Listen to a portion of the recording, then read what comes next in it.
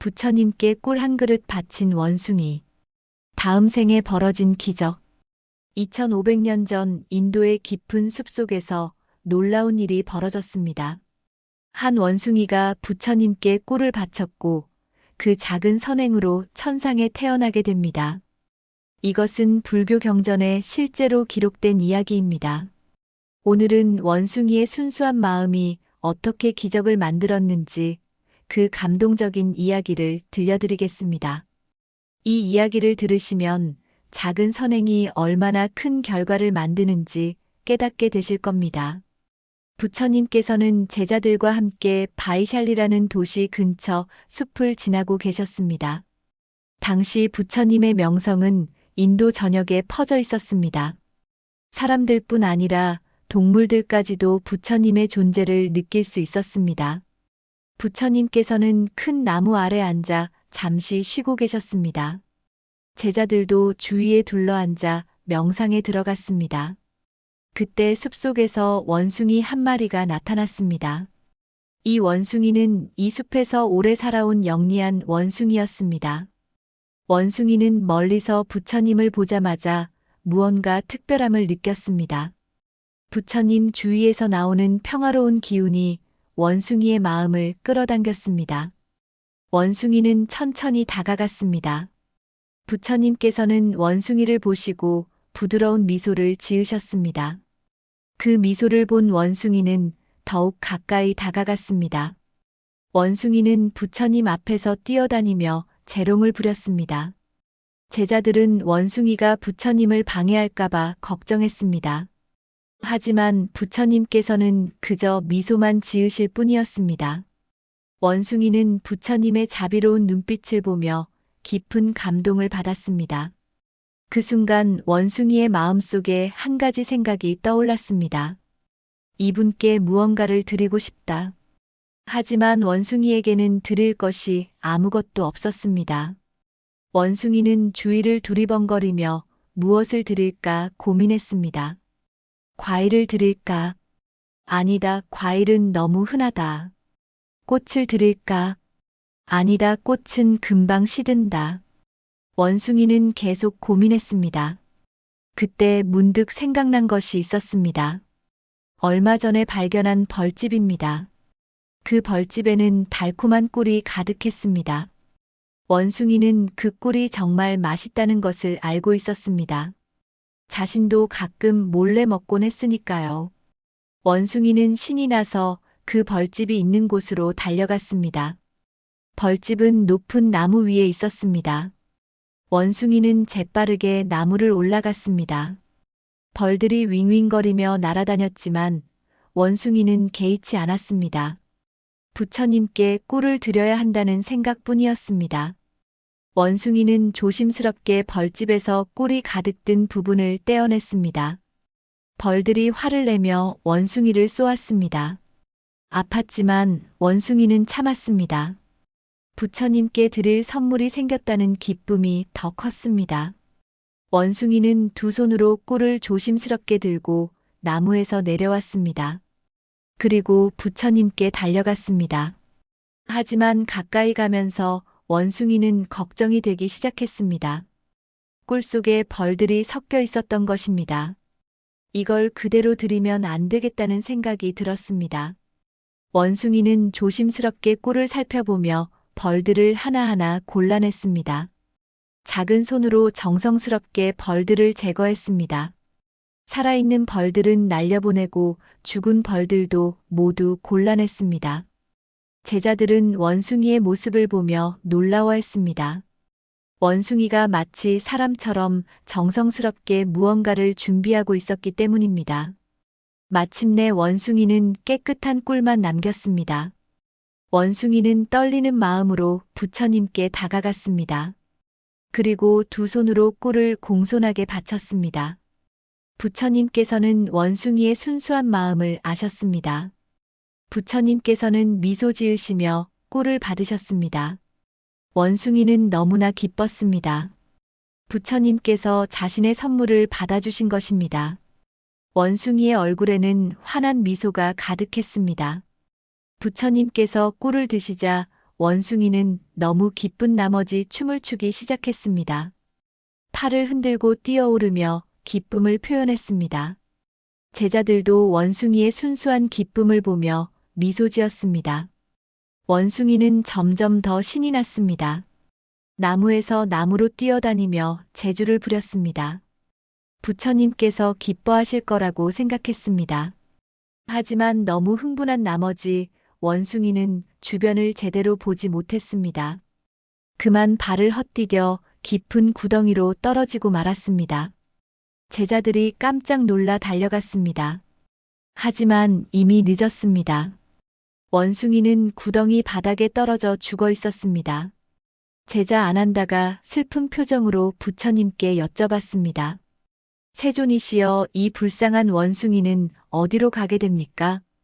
부처님께서는 여전히 자비로운 미소를 지으시며 말씀하셨습니다. 아난다야, 슬퍼하지 마라. 이 원숭이는 지금 도리천에 태어났다. 제자들이 놀라며 물었습니다. 원숭이가 천상에 태어났다고요? 부처님께서 고개를 끄덕이시며 설명하셨습니다.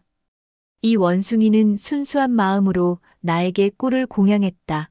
그 공덕이 얼마나 큰지 아느냐? 부처님께서 계속 말씀하셨습니다. 이 원숭이는 벌에 쏘이는 고통도 참았고, 벌들을 일일이 골라내는 정성도 들였다. 그리고 무엇보다 순수한 기쁨으로 공양했지. 그 마음이 얼마나 아름다운지 그 공덕으로 천상에 태어나게 된 거란다. 제자들은 감탄했습니다. 부처님께서 이어서 말씀하셨습니다. 선행은 크기가 중요한 게 아니야, 마음이 중요한 거지. 이 원숭이의 작은 꿀 한 그릇이 큰 보시보다 더 귀한 이유는 순수한 마음 때문이야. 아난다가 여쭤봤습니다. 그렇다면 세존이시여, 그 원숭이는 천상에서 얼마나 오래 머물게 됩니까? 부처님께서 대답하셨습니다. 그 공덕으로 오랜 세월 천상의 즐거움을 누리게 될 것이다. 그리고 그 후에는 인간으로 태어나 나의 가르침을 만나게 될 거야. 제자들은 원숭이의 시신을 공손하게 화장했습니다. 그리고 그 자리에 작은 탑을 세웠습니다. 원숭이의 순수한 마음을 기리기 위해서였습니다. 한편 천상의 도리천에서는 놀라운 일이 벌어지고 있었습니다. 갑자기 아름다운 궁전 하나가 나타났습니다. 그 궁전은 보석으로 장식되어 있었고 천상의 음악이 흘러나왔습니다. 그 안에 한 천인이 나타났습니다. 바로 원숭이였습니다. 하지만 이제는 원숭이가 아니었습니다. 아름다운 천인의 모습으로 태어난 것입니다. 천인이 된 원숭이는 자신의 전생을 기억했습니다.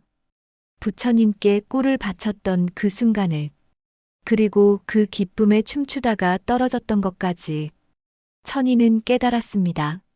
자신의 작은 선행이 이런 큰 과보를 가져왔다는 것을. 천인은 감사한 마음에 부처님이 계신 곳을 향해 절을 올렸습니다. 그리고 다짐했습니다. 이 행복을 헛되이 하지 않겠다고. 천상에서 더 많은 공덕을 쌓아 언젠가 깨달음을 얻겠다고. 부처님께서는 이 이야기를 제자들에게 가르침의 기회로 삼으셨습니다. 제자들아, 오늘 너희는 큰 가르침을 보았다. 아난다가 여쭤봤습니다. 무엇을 배워야 합니까, 세존이시여? 부처님께서 말씀하셨습니다. 첫째, 선행에는 크고 작음이 없다는 것이다. 중요한 것은 마음의 순수함이야. 부처님께서 계속하셨습니다. 세상 사람들은 큰 보시만 공덕이 크다고 생각하지 하지만 작은 선행이라도 순수한 마음으로 하면 그 공덕은 무한히 크단다. 둘째, 모든 중생은 불성을 가지고 있다는 것이다. 제자들이 귀 기울여 들었습니다. 원숭이 같은 동물도 선한 마음을 낼 수 있고 그 마음으로 좋은 과보를 받을 수 있어 하물며 인간은 얼마나 큰 가능성을 가지고 있겠느냐. 셋째, 기쁜 마음으로 선행을 하라는 것이다. 부처님께서 원숭이를 떠올리며 말씀하셨습니다. 이 원숭이를 봐라. 꿀을 바치고 얼마나 기뻐했느냐. 억지로 한 것이 아니라 기쁜 마음으로 한 거야. 그 기쁨 자체가 이미 복이었던 거란다. 넷째 공양의 대상이 중요하다는 것이다. 아난다가 고개를 끄덕였습니다. 부처님께서 설명하셨습니다. 같은 꼴이라도 누구에게 바치느냐에 따라 공덕이 다르단다. 부처님과 스님들, 그리고 수행자들에게 공양하는 것은 복전에 씨를 뿌리는 것과 같아. 다섯째, 지금 이 순간을 놓치지 말라는 것이다. 제자들이 더욱 집중했습니다. 원숭이는 내일을 기약하지 않았어. 지금 바로 꿀을 바쳤지 만약 내일 하겠다고 미뤘다면 기회가 없었을 거야. 선행은 지금 당장 해야 하는 거란다. 제자들은 깊이 깨달았습니다. 부처님께서 마지막으로 말씀하셨습니다. 너희도 이 원숭이처럼 순수한 마음으로 살아라. 작은 선행이라도 기쁜 마음으로 실천하라. 그것이 진정한 수행이니라. 이 이야기는 불교 경전에 그대로 전해져 내려옵니다. 수많은 사람들이 이 이야기를 듣고 감동받았습니다. 그리고 깨달았습니다. 작은 선행의 위대함을. 인도의 한 상인은 이 이야기를 듣고 변화했습니다. 그는 부자였지만 늘 더 많은 돈을 벌 생각만 했습니다. 가난한 사람들을 보고도 외면했었죠. 하지만 원숭이 이야기를 듣고 생각이 바뀌었습니다. 원숭이도 자신이 가진 것을 기쁘게 나눴는데 나는 왜 움켜쥐고만 있었을까?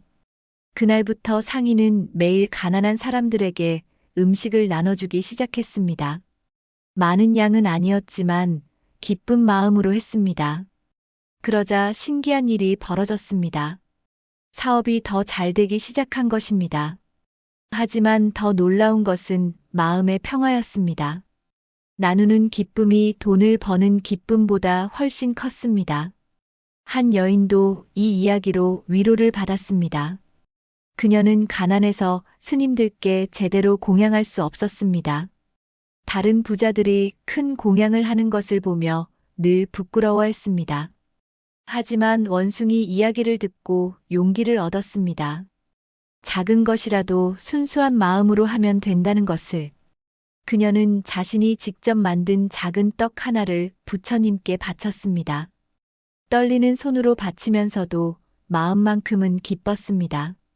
부처님께서는 그 떡을 받으시고 미소 지으셨습니다. 여인은 그 미소를 보며 큰 행복을 느꼈습니다. 비록 작은 공양이었지만 부처님께서 기뻐하셨다는 것만으로도 충분했습니다. 한 어린 소년도 이 이야기에 감동받았습니다. 소년은 부모님을 따라 절에 왔다가 이 이야기를 들었습니다. 집으로 돌아가는 길에 소년은 생각했습니다. 나도 원숭이처럼 뭔가를 해야겠다. 소년에게는 특별한 것이 없었습니다. 하지만 소년은 매일 아침 일찍 일어나 절 마당을 쓸기 시작했습니다. 아무도 시키지 않았지만 기쁜 마음으로 했습니다. 스님들은 소년의 순수한 마음을 보고 감동했습니다. 소년은 그렇게 몇 년을 계속했고 나중에 훌륭한 수행자가 되었습니다. 이 원숭이의 이야기는 2500년이 지난 지금도 여전히 감동을 줍니다. 우리는 이 이야기에서 무엇을 배울 수 있을까요? 첫째, 우리가 가진 것이 작다고 부끄러워할 필요가 없다는 것입니다. 원숭이에게 꿀 한 그릇은 전 재산이나 다름없었습니다. 하지만 그것을 기꺼이 나눴습니다. 우리도 마찬가지입니다. 많이 가지지 못했다고 해서 나눌 수 없는 것은 아닙니다. 작은 것이라도 나누면 됩니다. 둘째, 순수한 마음이 가장 중요하다는 것입니다. 원숭이는 계산하지 않았습니다. 이것을 바치면 무엇을 받을까 생각하지 않았습니다. 그냥 기쁜 마음으로 바쳤을 뿐입니다. 우리도 선행을 할 때 대가를 바라지 말아야 합니다. 순수한 마음으로 해야 합니다. 셋째, 지금 바로 실천해야 한다는 것입니다. 원숭이는 미루지 않았습니다. 생각하자마자 바로 행동했습니다. 우리는 늘 내일 하겠다고 미룹니다. 하지만 내일은 오지 않을 수도 있습니다. 선행은 지금 해야 합니다. 넷째, 작은 선행도 큰 결과를 만든다는 것입니다. 꿀 한 그릇이 천상에 태어나는 결과를 만들었습니다. 우리의 작은 친절, 작은 나눔도 큰 변화를 만들 수 있습니다. 믿어야 합니다. 다섯째, 기쁨으로 해야 한다는 것입니다. 원숭이는 억지로 한 것이 아닙니다. 너무 기뻐서 춤까지 췄습니다. 선행은 기쁨이어야 합니다. 의무가 아니라 기쁨이어야 합니다. 여러분은 오늘 무엇을 나누셨나요? 작은 미소라도 괜찮습니다. 따뜻한 말 한마디도 좋습니다. 누군가를 위한 기도도 선행입니다. 원숭이처럼 순수한 마음으로 무언가를 나눠보세요. 그것이 꿀 한 그릇만큼 작아도 괜찮습니다. 마음이 순수하다면 그것으로 충분합니다. 부처님께서는 원숭이의 작은 공양을 크게 기뻐하셨습니다. 그리고 그 원숭이에게 천상의 복을 주셨습니다. 여러분의 작은 선행도 부처님께서 보고 계십니다. 그리고 반드시 좋은 결과로 돌아올 것입니다. 오늘부터 원숭이처럼 살아보세요. 가진 것이 작아도 기꺼이 나누고, 순수한 마음으로 선행하고, 지금 바로 실천하세요. 그 작은 선행들이 모여서 여러분의 삶을 완전히 바꿔놓을 것입니다. 원숭이는 꿀 한 그릇으로 천상에 태어났습니다. 여러분은 무엇으로 여러분의 천상을 만들 건가요? 작은 것부터 시작해 보세요. 오늘 누군가에게 미소를 지어주세요. 시청해 주셔서 감사합니다.